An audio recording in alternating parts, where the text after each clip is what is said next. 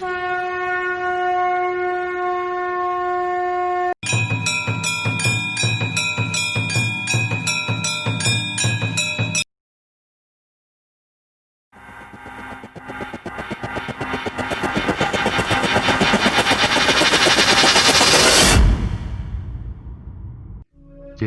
श्री कृष्णा। मेरे प्रिय दर्शकों, कैसे हैं आप सभी।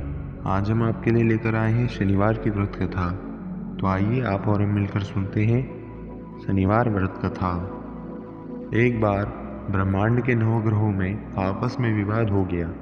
वे सभी यह जानना चाहते थे कि उनमें सबसे बड़ा कौन है। इस विवाद का हल जानने के लिए वे सभी देवराज इंद्र के पास पहुंचे।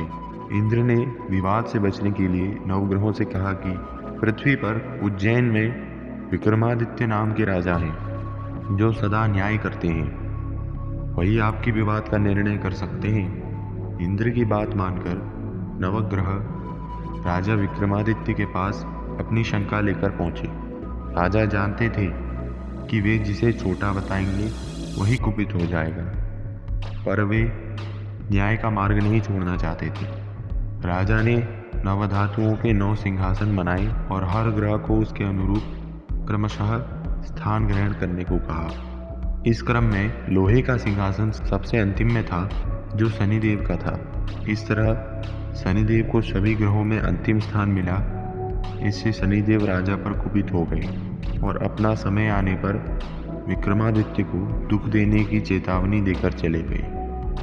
कुछ समय के बाद राजा विक्रमादित्य की कुंडली में शनि की 7.5 आई। इसी समय शनिदेव घोड़े के सौदागर बनकर राजा के पास आए।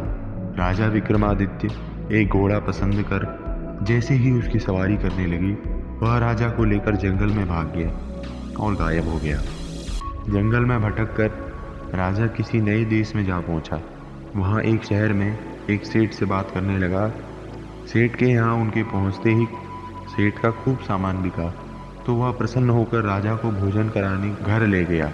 भोजन करते हुए राजा ने देखा कि एक खूंटी पर हार लटका है। वह खूंटी ही उसे निगल रही है।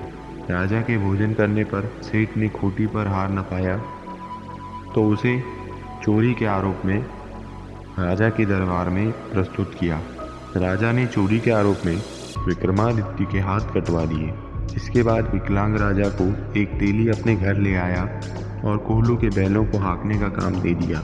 इसी तरह 7.5 साल बीत गए और एक रात शनि की महादशा समाप्त होते ही विक्रमादित्य ने मल्हार राग गाना शुरू किया। उस राज्य की राजकुमारी वह राग सुनकर मोहित हो गई और उनसे विवाह का प्रण ले लिया। कई बार समझाने पर भी राजकुमारी ना मानी, तो राजा ने विकलांग विक्रमादित्य से अपनी राजकुमारी का विवाह करा दिया। रात्रि में शनिदेव ने विक्रमादित्य के सपने में आकर कहा, राजन, तुमने मुझे सबसे छोटा ठहराया था ना, अब देखो मेरे प्रकोप से तुम्हारी क्या स्थिति है। राजा ने शनिदेव से क्षमा मांगी। इसके बाद शनिदेव ने उन्हें क्षमा कर दिया और अपनी कृपा से उनके कटे हुए हाथ वापस कर दिए। प्रातःकाल अपने पति के कटे हुए हाथ वापस देखकर राजकुमारी अति प्रसन्न हुई और राजा विक्रमादित्य ने अपना सभी वृतांत उसको कह सुनाया।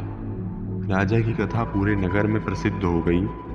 राजा के बारे में जानकर वह व्यापारी भी उनसे क्षमा मांगने आया और उनको अपने घर में भोजन का निमंत्रण दे गया। राजा जब उनके यहाँ भोजन कर रहे थे, तो उसी खूंटी ने सबके सामने हार वापस उगल दिया। इस तरह सभी के सामने स्पष्ट हो गया कि राजा ने चोरी नहीं की थी। व्यापारी ने राजा से कई बार माफ़ी मांगी। राजा विक्रमादित्य ने उन्हें क्षमा कर दिया और शनिदेव को प्रणाम करके वह अपनी नगरी उज्जैन को वापस लौट गए। बोलिए शनिदेव महाराज की जय। तो प्रिय दर्शकों, आज का यह वीडियो आप सभी को कैसा लगा, कमेंट बॉक्स में हमें अवश्य बताइए। ऐसे ही नए नए वीडियोस देखते रहने के लिए आप हमारे चैनल को सब्सक्राइब कर दीजिए और साथ ही बेल आइकन को भी दबा दीजिए। कमेंट बॉक्स में जय शनिदेव अवश्य लिखिए। आज के लिए इतना ही, मिलेंगे आपसे नई वीडियो में। तब तक के लिए जय श्री कृष्णा।